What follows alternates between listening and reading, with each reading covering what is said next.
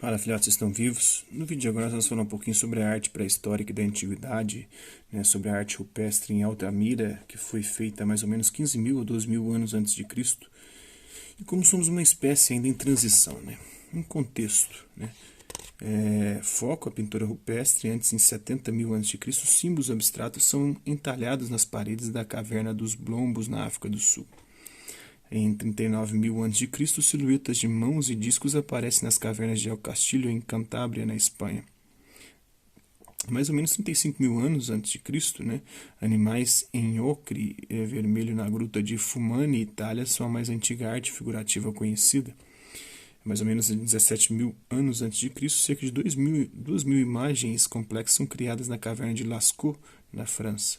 Depois, mais ou menos 10.000 a.C., uma arte rupestre ao ar livre em Tassili, Nájar, na Argélia, marca o afastamento da arte em cavernas e fornece evidências de mudança climática e evolução.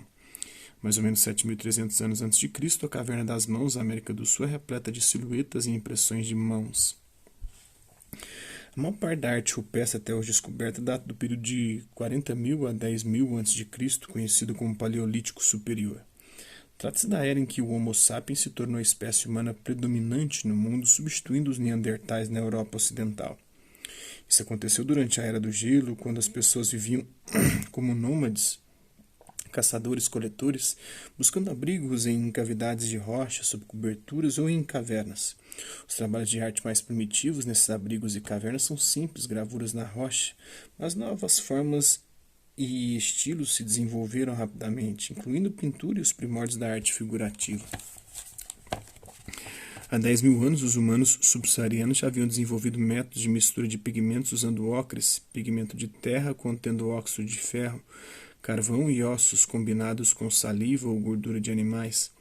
Estes pareciam ser para a pintura do rosto e do corpo, uma vez que não há evidências de pinturas rupestres tão antigas, mas o conhecimento sobre os pigmentos viajou com os indivíduos pré-históricos, espalhando-se pelo mundo. Imagens pintadas como silhuetas de mãos criadas com pigmento soprado através de um osso oco e feitas por adultos e crianças, homens e mulheres. Impressões de mãos, pontos e discos começaram a aparecer junto com petróglifos e gravuras em pedra em cavernas distantes, como na Espanha e na Indonésia, entre 39.000 e 35.000 a.C. Tem silhuetas de mãos, foram feitas cerca de 9.000 anos atrás na Caverna das Mãos, na Patagônia. Entre outros trabalhos artísticos na caverna, há imagens de felinos, humanos e cenas de caça.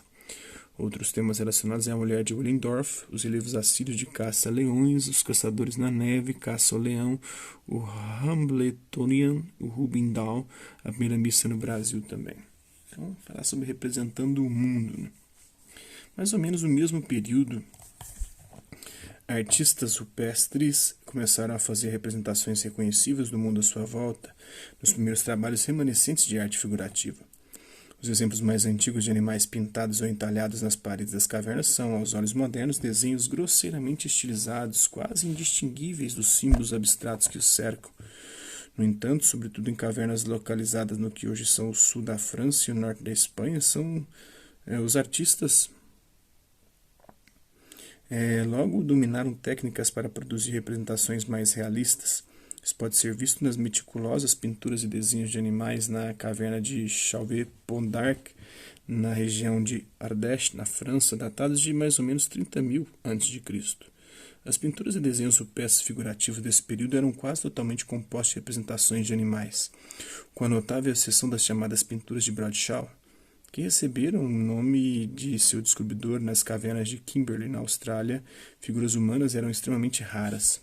A princípio, no período aurignaciano, mais ou menos 40.000 a 25.000 a.C., pinturas figurativas retratavam em sua maioria predadores como leões, lobos e ursos, mas a partir de cerca de 25.000 a.C., grande parte das imagens mostrava animais caçados para alimentação e extração da pele, incluindo mamutes, cavalos, javalis, cervos e gado, além de bisões e aurochs.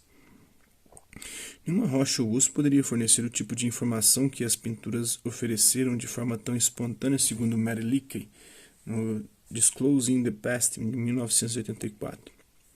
falar sobre a arte franco-cantábrica, né? O período final da Era do Gelo viu o clímax de um refinamento gradual das técnicas de gravura e pintura, mas evidente na arte rupestre da região franco-cantábrica da França e da Espanha.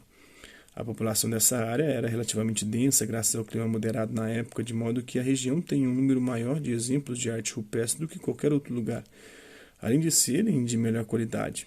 Em particular, o período de 15.000 a 10.000 anos a.C. viu o florescimento da pintura rupestre figurativa ali, marcando o ponto alto desse tipo de arte. Alguns exemplos mais conhecidos de pintura rupestre vêm da arte desse período franco-cantábrico, incluindo as descobertas nas cavernas de Lascaux e Font-de-Gaume, na França, e El Castillo e Altamira, na Espanha. Então é isso aí.